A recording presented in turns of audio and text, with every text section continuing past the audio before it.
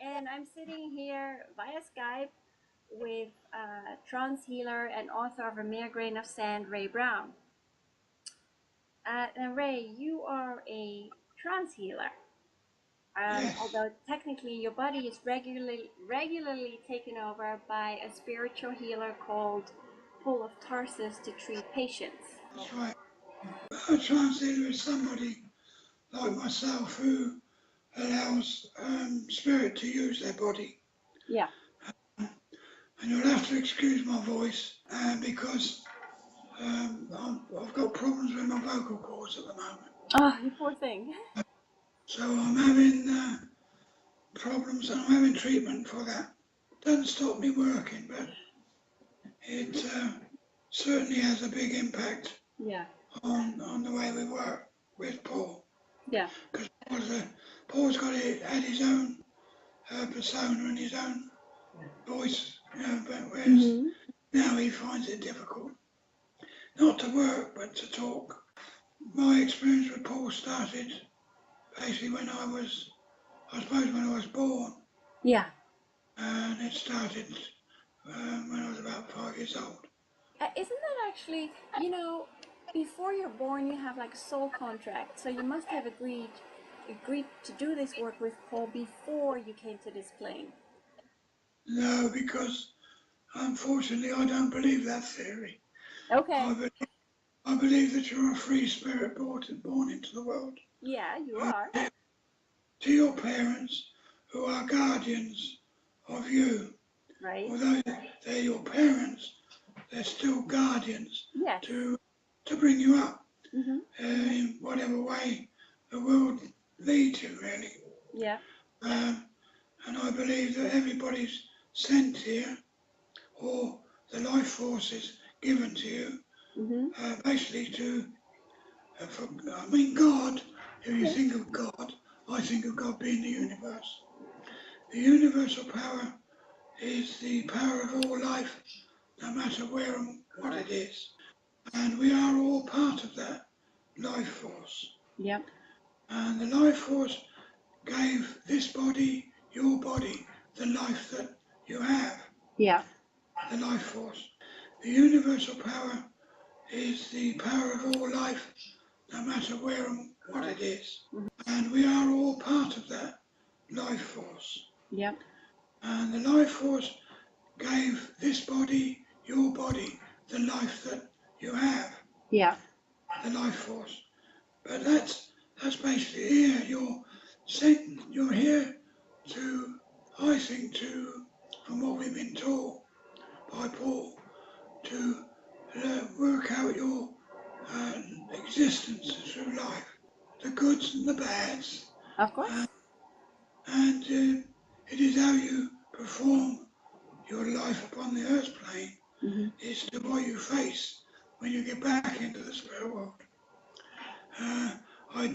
We don't follow karma because karma's too easy.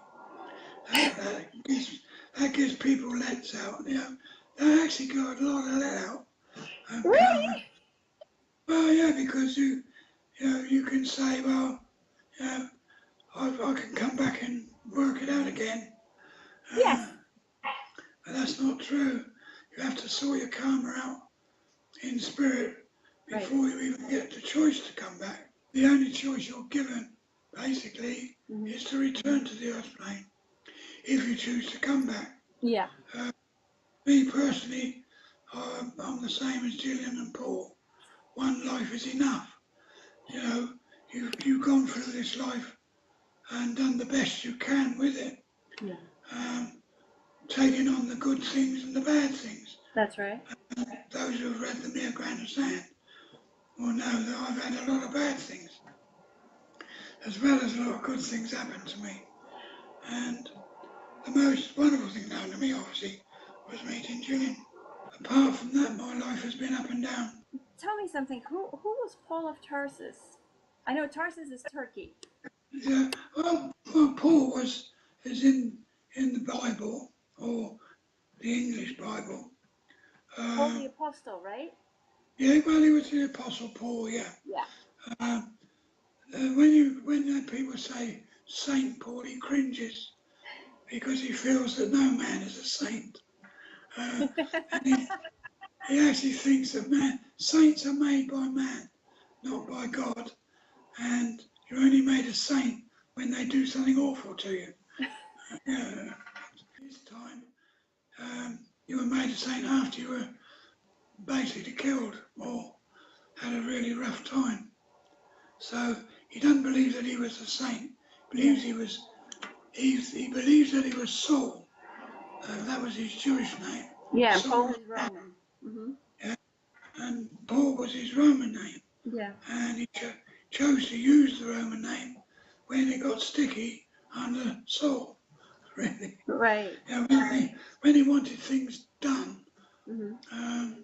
he then come out and let them know that he was a Roman citizen.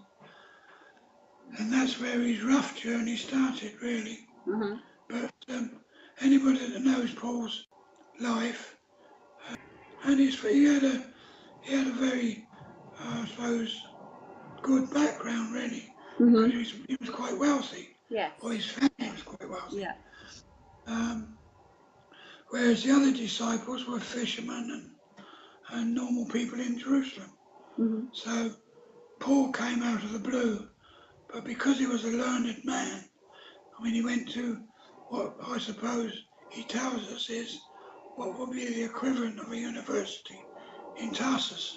Yeah. And he was brought up as a Jewish boy, and he spoke, I think, several languages, maybe 6 languages. Wow. But the main one was Greek, Jewish, obviously. Yeah. And he wrote Latin and spoke Latin. So he was quite learned in his way. But the main language of the time, which he spoke, was Greek. Mm-hmm. So he was a Greek-speaking Jew. He actually fell out with his father because he didn't become a Pharisee. Right. Because he was like, I suppose, like I was when I was younger. I was looking for something to follow. Mm-hmm. So I went through all the faiths of Mormons, the born-again Christians, you name it, I went there. And none of it rang a bell. No. Not one piece rang a bell for me. Church of England didn't ring a bell at all. And the pathway that I ended up following really was the pathway that Paul wanted. Yeah. Anyway, and that was to become a spiritual person. Yeah. And follow spiritualism. Mm-hmm. I followed spiritualism as it's known in the early days. And I was trained from a very early age to leave my body so Paul could enter it. So it made sense to do that in an environment that was conducive, so people that understood, not people that fought you all the way. Yeah. As it was, I was thrown out of more spiritualist churches than I joined because of being a trance healer or allowing people to use my body for healing. Still today, it's not controversial, but even the main spiritualist movement through the Arthur Findlay College, they believe in trance.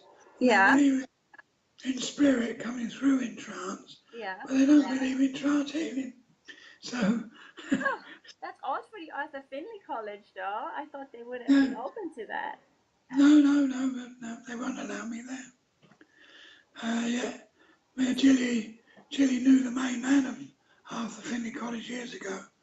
I went there once, and that was an experience I didn't enjoy, and I wouldn't want to do it again. No. So not being accepted there doesn't bother me at all. No. Didn't Paul get killed? Wasn't he beheaded? Wasn't he executed? Yeah, Paul was executed when he was about, we believe he was about 63, 64, in Rome by Nero. Yeah. Nero was the emperor at the time. Mm-hmm. I mean, as far as I know, he couldn't have chosen a better guy to go and have a go at, really. I know. And Nero was a really bad person. But he didn't actually, shall I say, follow the fact that Nero was the emperor. Mm-hmm. He wanted to get to Rome. because he realised that if you wanted to get the message of Jesus Christ and God out to the world, you had to go to Rome. Yeah. So his main quest was to get to Rome. Well, he did. He did. Which he did, and he spent a long time in prison and in captivity. But he had a pretty awful journeys on the way. I mean, he got shipwrecked, I believe, 5 times. Oh. He always said, thank God the boats at the time went close to the shore. He said, because I wasn't a very good swimmer. So he makes jokes about it. And he said it's for him it's like the Titanic. Every ship he got on, it went down. So you've had some miraculous,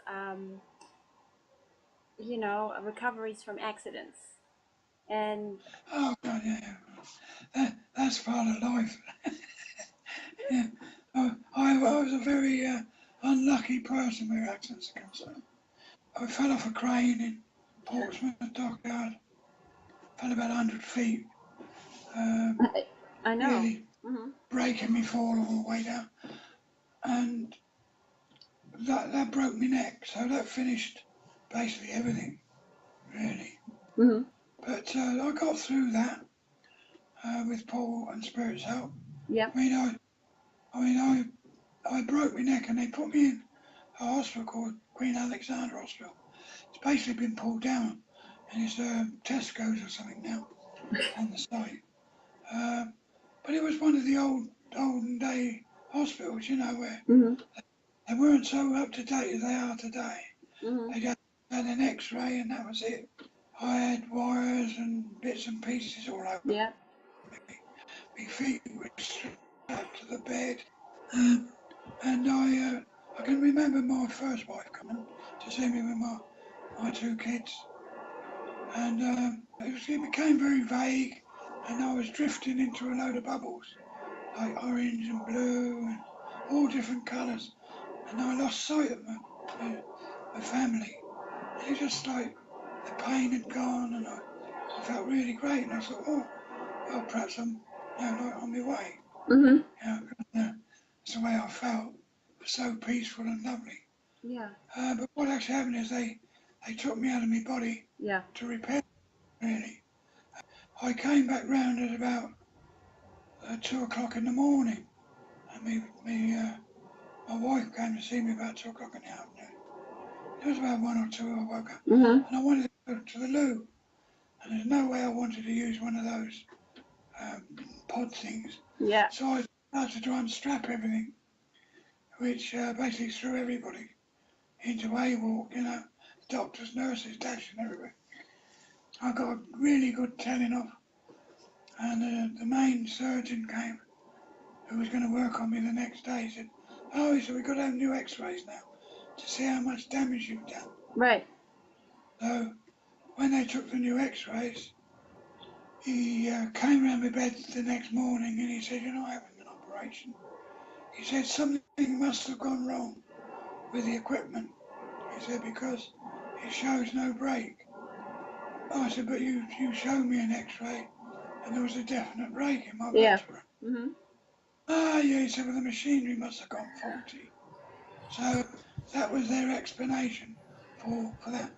But I did have a year and a half of really bad pain. Well, my neck repaired, but I got through it. Yeah. And that's an amazing piece of proof, though. Yeah, but then do the medical profession always believe in anything? I mean, the medical profession don't believe in half the things that I do now. I mean, Paul pulls off some miracles, really strong miracles every day. Every time we work, we I suppose become very complacent in the work, because what we normal persons say, God, that's a miracle. We just say, well, that's Paul. But that's like what I call complacency, really. to what he does. And I guess that's basically because we've been working like it for nearly 27 years. He's just as glad to get away from the Earth plane as I am to get rid of him, really. But as Julie says, my life is, when I'm working, I go into trance at 10 o'clock, I come out for lunch, it may be half an hour, maybe 3/4 of an hour, then I'm back in, Yeah. and I come back out at tea time, 4 o'clock, and then I go to the hotel or wherever I am, and within an hour or two of getting back, I've had my food, I'm in bed. Yeah. And by 9 o'clock I'm asleep. So as I'm getting older, it's getting more difficult. When you're younger, it's quite easy to, you got the energy and Yeah. your body can take it, but when you get to 71, which is what I am now, I find trance quite heavy sometimes. Yeah, of course, that's understandable.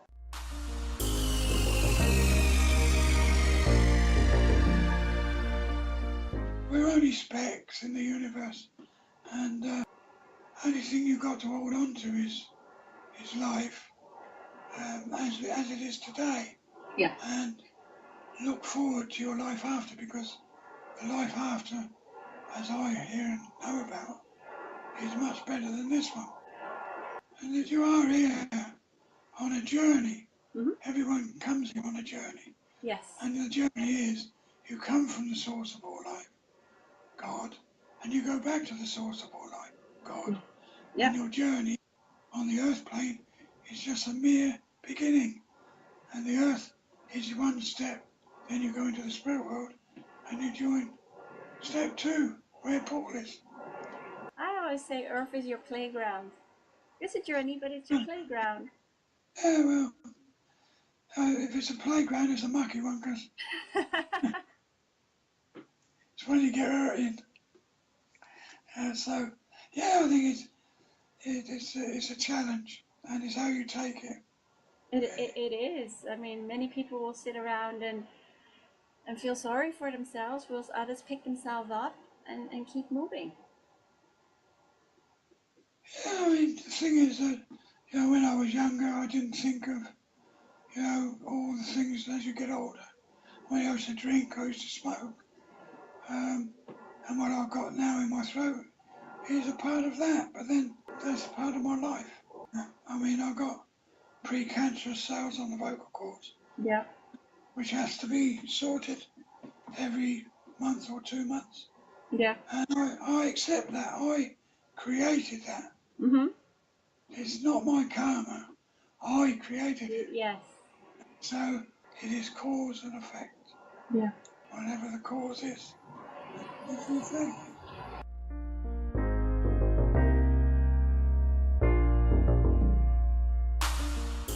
We get people from many backgrounds.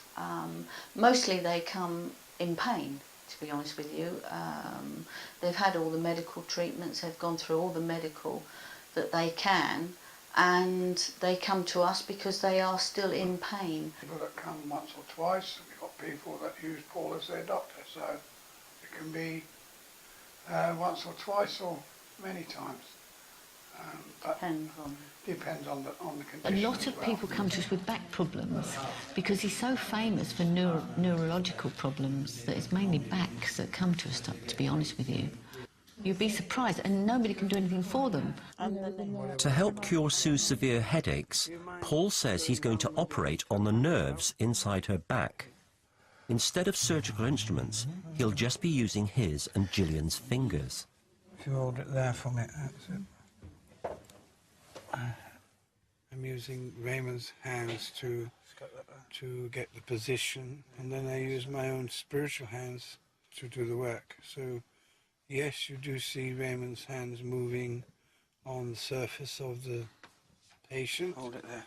But my hands and instruments are working inside the body, something that the medical profession cannot do unless they open the body. I can do it without opening the body.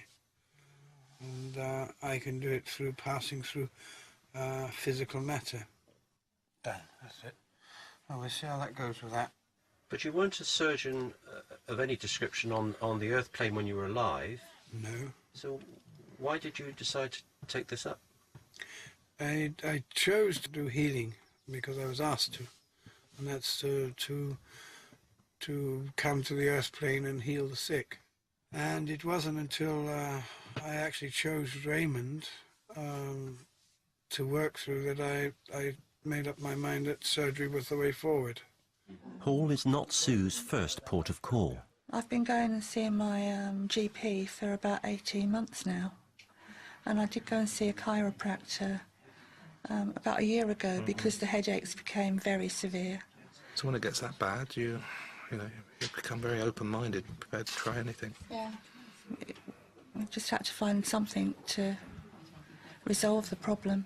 Because you've got to think, the patient comes to someone like me, they've come along and they say, we're going to see this dead man who's going to work on my body, and they don't really go 100% along with it. They're there because they're in pain, and they don't care who they're seeing as long as they get out of this pain. And to me, it doesn't matter to me either, as long as, I get them out of the pain. So that's the most important thing. Since having the operation, I have had the occasional headache and very much less painful. I'm looking at Ray Brown. Yep. He's perfected a different voice. He hasn't perfected anything. He's perfected a different voice. Mm-hmm. There might be a bit of sleight of hand going on here, and the placebo effect has kicked in. Mm-hmm. What do you say to that? Carry on believing it.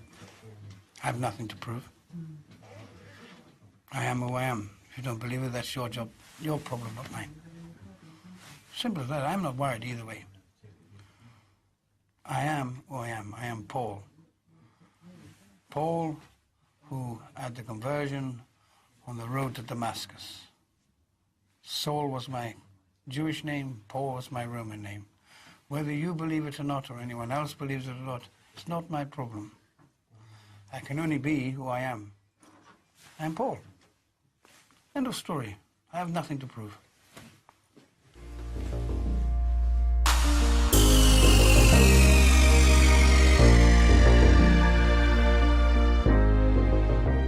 want to speak to Paul. Yes, I do. Right, so I shall have to get him for just a moment. I shall, He wants to talk to me. I don't know. He said he would. Oh yeah, if he said he would, he would. Yeah. Good evening. Hi, good evening. Oh, hello there. Hi, Paul. How are you? Yeah, I'm fine. You don't get sick where I am. I haven't seen you in about 7 years. It's when you last treated me in Dorking. Ah, yes, I want to thank you, for speaking to me. It's an absolute honor. So, when did you first start working with Ray? When did I start first? Yeah. Actually working with Raymond. I was when he was 21. That's right, yeah. Or working through him. Not actually doing any work as such, just getting prepared. I myself, Spirit, and myself were preparing the young Raymond for what we hoped we would do in the future. So that was from birth. And why Ray? Well, I was obviously looking to work down here. I had somebody to work through. Of course. And I needed to come to someone who was not too learned, because that tended to, obviously, as they grew up, if they become a lawyer or something like that, then I chose Raymond. I don't know, when I saw Raymond for the first time, I thought that that's the person I would work with. And being Paul of Tarsus, tell me something a bit about your background, your history in that lifetime when you were Paul the Apostle. What do you want to know? My name was Saul, and I was born into a Jewish family in Tarsus. Which My is father, Turkey, right? That's Turkey, right? that's yes, Turkey, Yes. close to what used to be in Constantinople. Yes. My father wanted me to become a Pharisee, pushing very hard for that, and to go to Jerusalem and to train in the synagogue in Jerusalem. And I didn't feel that I was ready for that. We disagreed quite a bit over that. Bearing in mind, I had to work. When I wasn't studying, I'd be working in my father's business. I went down further down into Jerusalem, or near Jerusalem, and listened to some of the other teachers. And then I heard about Jesus the Christ, and I guess I got very interested in his philosophies, and I wanted to know more about that. It was a little bit against my religion, or the way I saw my religion. So, but the news came through that Jesus was crucified. Whilst I was on my way, I decided then it was time maybe to become a Pharisee. So I went to Jerusalem and I studied under Matthias. Paul. And then of course, it was very short time after Jesus' passing. I took up I was really pressured into the quest of bringing to justice all these people that were following Jesus. They were called the Nazarenes.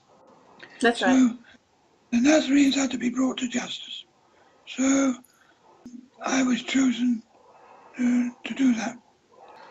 Obviously, after having a little bit of, shall I say, misfortune in my thoughts, or following my true faith, after Timothy's death, I decided that I would, the disciples, Peter, Simon, and all the other disciples fled Jerusalem. I heard that they were in Damascus, so I basically went after them. And it was on the road to Damascus that what is now classed as the conversion. Right, okay. From being a Pharisee into being a Nazarene, or a follower of Christ. But I chose it, you know. It's almost like Raymond when he says he chose to do what he's doing with me. Correct. I chose to follow Jesus the Christ because the teachings of Jesus were, shall I say, gave me more faith than anything else. But above all, it was about unconditional love. Yeah, so which I didn't see in my own religion. When you crossed over back home into heaven, what made you decide to come back down and become a spiritual surgeon? Well, you've got to think there was a great deal of time in between going over and coming back. I never had any ambition to return to the earth plane. In other words, I had no ambition to reincarnate, basically because being in the spirit world for such a long time, I decided that it was not for me really to come back. So I worked my way through the levels and then obviously on my way through levels, I picked up all the knowledge about returning. Because if I guess if I thought I could come back as Paul, I wouldn't want to anyway, or come back following that same regime. Right. Mm-hmm. So I work my way through the levels. I'm on level 9 now, and I've been for nearly 900 years. I guess they thought I wasn't doing anything, and it was about time I did. I was asked by the higher council whether I would wish to return. I gave it a great deal of thought, and I thought, well, basically if I could come back with giving teachings and showing people the way forward, Yep. and doing healing at the same time, then it would be basically better than coming back. Yeah. Well, basically, I mean, you are, well, I would class you as a walk-in, but you walk in and then you walk out, and then Ray comes back for a certain amount of time. And it's like, I mean, I've seen walk-ins that stay, but you two switch over. Yeah, I don't class myself as a walk-in, but then I don't class myself as a guide either. It's a contract, I guess, that was Yes, it is, isn't it? made between Raymond and myself many years ago, that he would allow me to use his body. But wasn't that agreed before Raymond was born? Didn't you agree that in the etheric council, the both of you? No, I agreed that I would try to find someone. Okay. And after finding someone who I thought that I'd like to work with, Yes. We trained Raymond to be able to do what we do now, or leave his body. But he still had to say yes or no. So basically, if he said no, then I would have wasted the years in between. But he didn't, so. No, that's a good thing, because you heal so many people, but it's mostly neurological and muscular, right? Well, I'm classed basically as a neurosurgeon now. I studied neurosurgery maybe 200 years ago. And I studied the body before that. Yes. Obviously, I was very interested in how the mechanics of how the body worked. We're talking to doctors for many years when they come over into the spirit world. That's before my journey. Picking up information about what they have learned, had learned at the time. And believe me, it was quite barbaric in time places. You have to think that really I studied, were doctors that worked on battlefields and also doctors that were in general practice, doctors who were surgeons in England, because I needed to know as much as possible. So when I started to work with Raymond, the time came for me to start working through him.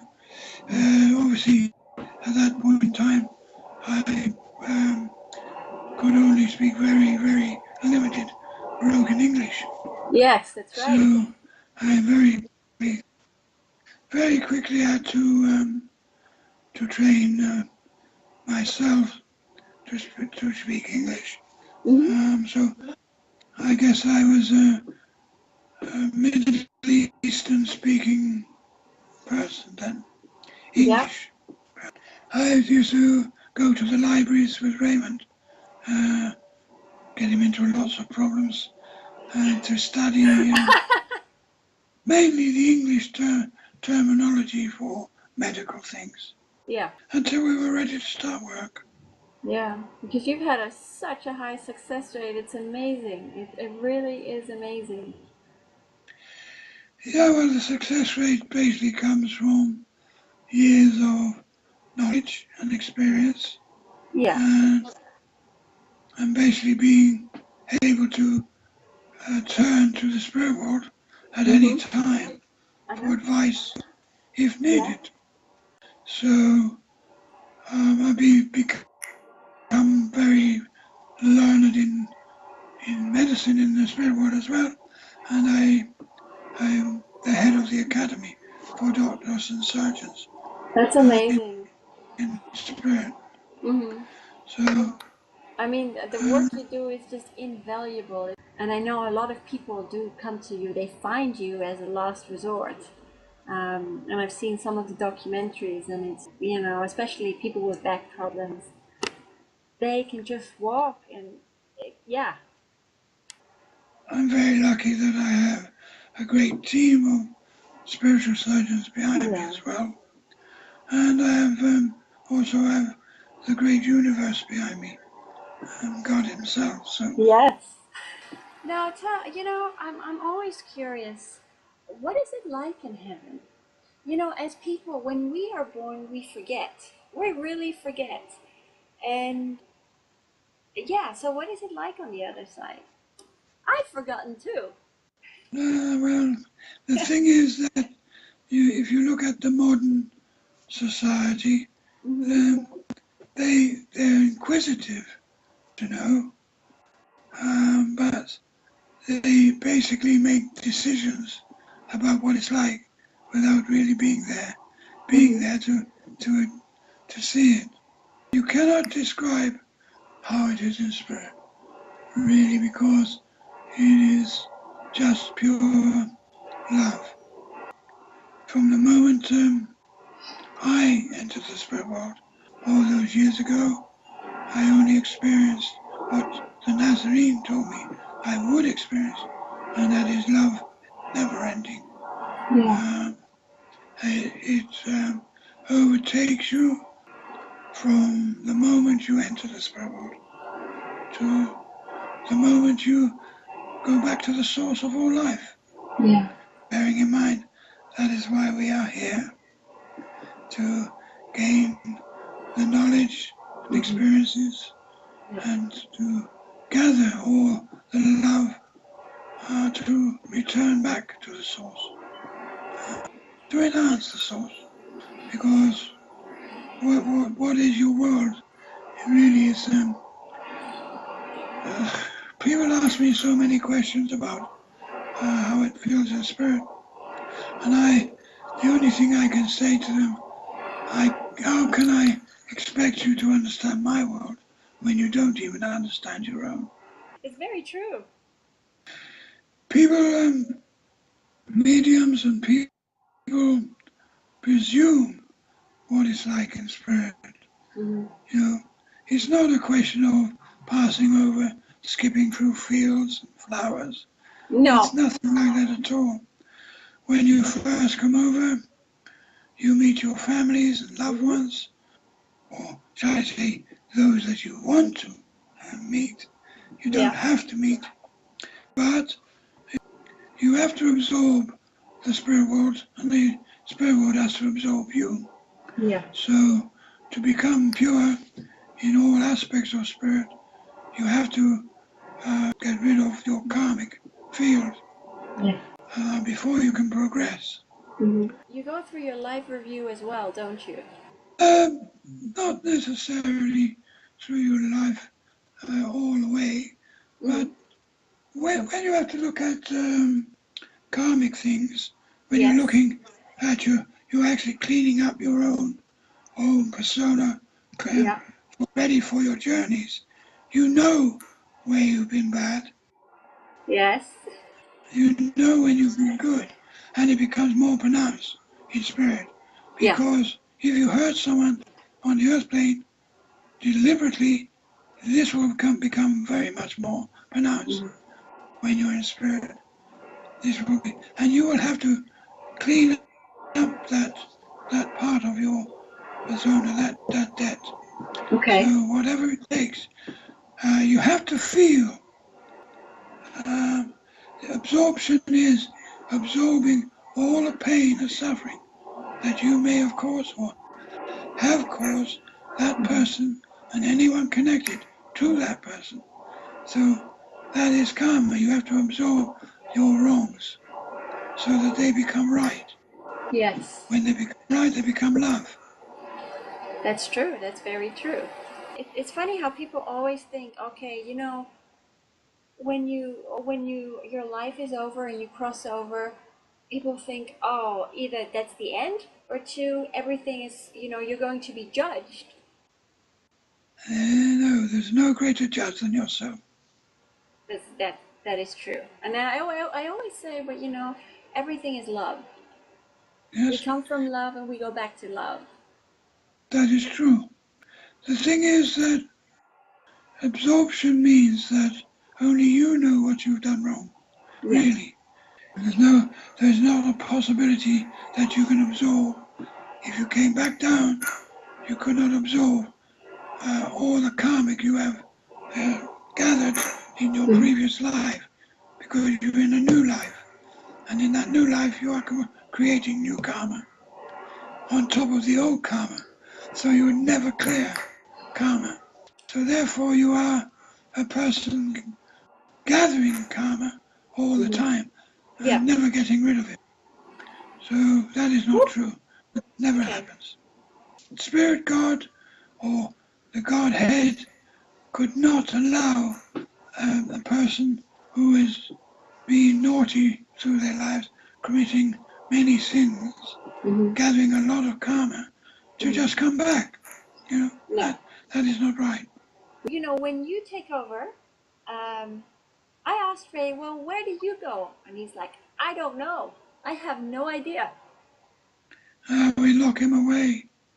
You lock him away. Normally, Raymond, in the early stages, he used to be very close to his body.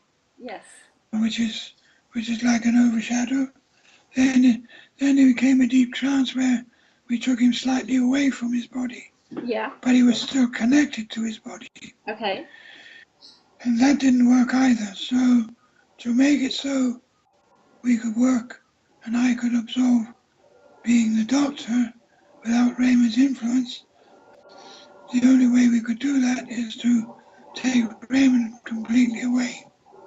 Right. So when we have the transition between Raymond and myself, Raymond is lifted out of his body. Yes. And his lifeline is connected to me. And okay. Raymond's secondary lifeline, for a better word, is connected to his guide, Running Waters. And Running Waters takes him on into spirit to look after him once he's away. Yep.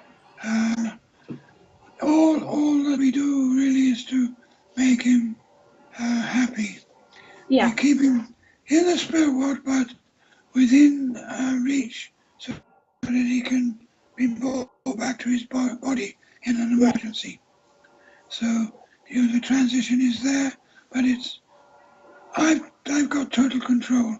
But knowing that my time on the earth plane, even though I got total control, is a limited time. Yeah. I normally try to be here no longer than 8 hours in one session. Mm-hmm. In a day, I do 8 hours, or I may do less.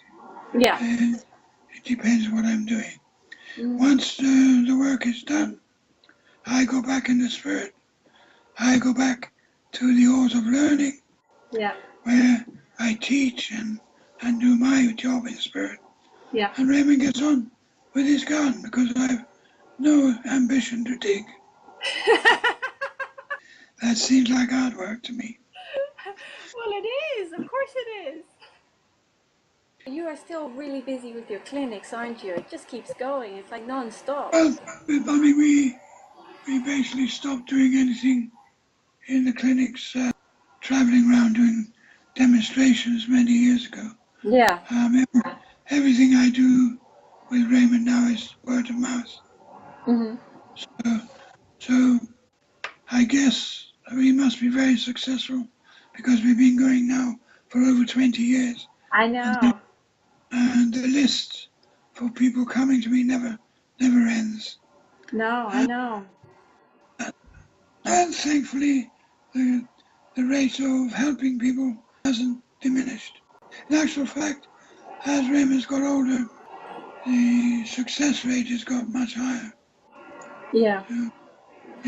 I think it's a part of your life, my life as well, because I'm living a second half life through Raymond's. Really. Yes, you are. So I'm blessed in the sense that God has given me the opportunity of returning and being blessed by helping others. Yeah. So that's a double blessing for me. So the other blessing I've got is I've got one of the best young ladies looking after me that I could ever have in Gillian. So Yes. How was that for her when she met you? Because of course she met Ray first, and then she met you. And what did she think? I'm not so sure, because obviously Raymond was what we would class as a rough diamond, and he needed all the edges polishing. Well, when I first came through, Raymond obviously had a very broken English accent, and he was very polished. I was learned, so I came through with a learned voice, whereas Raymond was a builder's voice. So Yes. the distinction between the two is vast, So, and of course, I know a lot more than he does. Yes, you do. That's because you remember. I think that what we all have to remember is that we came here for a purpose. Yes. Everyone born upon this earth plane comes for a purpose. Yes. And the purpose is that God, the universe, has given them the blessing of having the experience of living a life upon this earth plane. And freedom to do with their life what they wish to do. Yep. So that they will gain knowledge. Everybody gains knowledge, remember. Yes. No matter what you do with your life, it's all learning, teaching. It's all a learning lesson as you go through your life. You very rarely pick up a karmic field which is unmanageable. It's only people that do nasty things that basically have a lot to gain when they come into spirit. Because they basically come through the same as you. They go through the same clearances. They actually they're a being at the end of the day. And someone asked me the other day about these young men that are being radicalized and doing all these nasty things. Yeah. They are wrong in what they do on the earth plane, in that particular sense. And they will judge themselves once they get into the world, because they will see the wrong that they have done. And you have to go through all of the learning of what you have done, the disruption. So if you imagine someone like Adolf Hitler, millions of you, he is still saying he was right. So he has not progressed. So if you are to listen to the teachers that say you come back to clear your karmic debt, would you want someone like Hitler back? Then that's not clear his debt. So that means he's coming back a bad person. People can find the clinics on the website, right? And they can just contact you via email. Actually, yes. Gillian via email, yeah. Yeah, they go through to the website that Gillian and Raymond got, raybrownhealing.com, I think. Yes, that's correct. And the secretary picks it all up. Yeah. She deals with the appointments, and those that she feels that need more explanation, they come to Gillian, then she decides whether we take it on or not. Or they should read your book, A Mere Grain of Sand.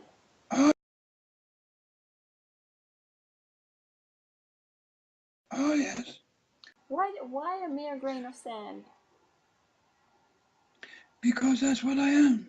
Just a mere grain of sand. Everybody basically in this earth is a mere grain of sand. Yeah. So I class myself a mere grain of sand in a very, very vast desert.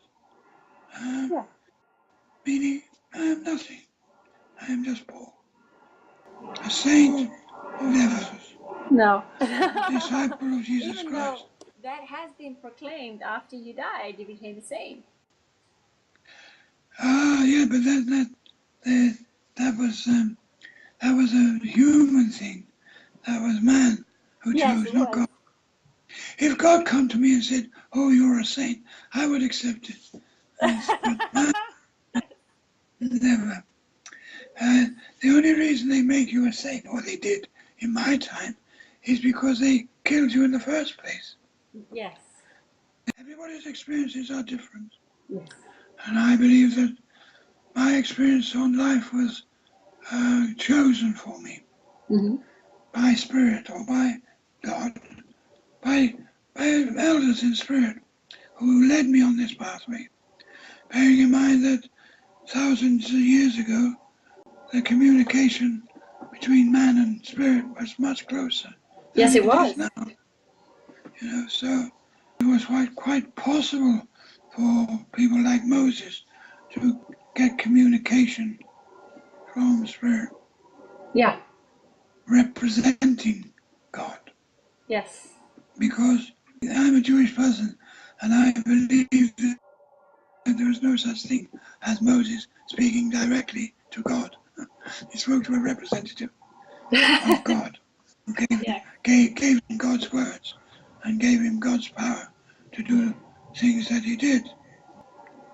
And it all happens a long time before me. But being a Jewish person, I believed it all, really, because it was taught. That was their teaching. Yeah. And they still teach it and believe it now, if they're an Orthodox Jewish person. I love your story, and you are an amazing healer. And I wish that people could just understand, could just see that there is always an alternative way of healing. That there is so much more to life, that people should not fear the afterlife, there is just so much more out there. I mean, we used to do lectures of the levels in Spirit. Yeah. But that is fact. And people say, oh, that cannot be fact, but it is truly fact that do you really wish to come into Spirit and just move around in fields of love? No, that is not progression. No. So when you first pass over from the earth plane, it is very much, you go into an environment very much the same as being on the earth plane. Yes. Because you are so close to the earth plane. You are one turn of a coin away. The only difference is that you cannot communicate directly with your loved ones. That's why you have mediums. And in some cases, people do get communication. That wouldn't be progression for you if you were to just try to communicate all the time. So you go through clearance, and once you go through clearance, then you understand. And it becomes so much clearer once you've passed. Your life becomes so much clearer. And when you sit and think about your life, so many things come to pass that you have done. And the rights and wrongs come before you. So you have to sort them out eventually. A lot of people, or nearly everybody really, 90% of people that come over, they are sorting their karma as they come over. Those that are lucky and accept what I say, then they start to try and put right their karmic field whilst they're here, where possible. And when you come over, would you want to come back? No. I don't. I don't know. I like it here. Oh, yeah, but But when you remember, think, I cannot remember. but you see, the thing is that you don't come back as you. No. You come back as another being totally Yes. different. Yes. There are a few minute, if you think of the billions of people that pass through spirit, you get the odd one or two comes back and recognizes that they were here before. But that's a minute, that's like a pin I in the know. ocean. Remember, most of you come over and you come back and you don't know anything, don't know about your lives before. No. And I always say to people when they talk to me about this, if you think about your life now, what could you do on a new life that you haven't done now? Knowing which I'm saying, you cannot choose where and when you come. Mm-hmm. You have no choice. All your choice is, I wish to return. People would like to return because they think, oh, well, I come back and I do so much good. How do you know? How You can don't. you presume that you are going to do so much good? How can you presume anything? You have to go on your experience now, and I think you can enhance the world much better Mm-hmm. by staying in the spirit world, taking back all your teachings and learned things, taking back all your love that you have collected in your life, which comes into a great big learning pool, goes back to the source. Yeah. And by you going back, you allow a brand new, never been here before spiritual soul. And by doing that, what are you doing? Changing very slowly the earth plane. So just imagine if everybody did what I'm saying, how perfect the world would become.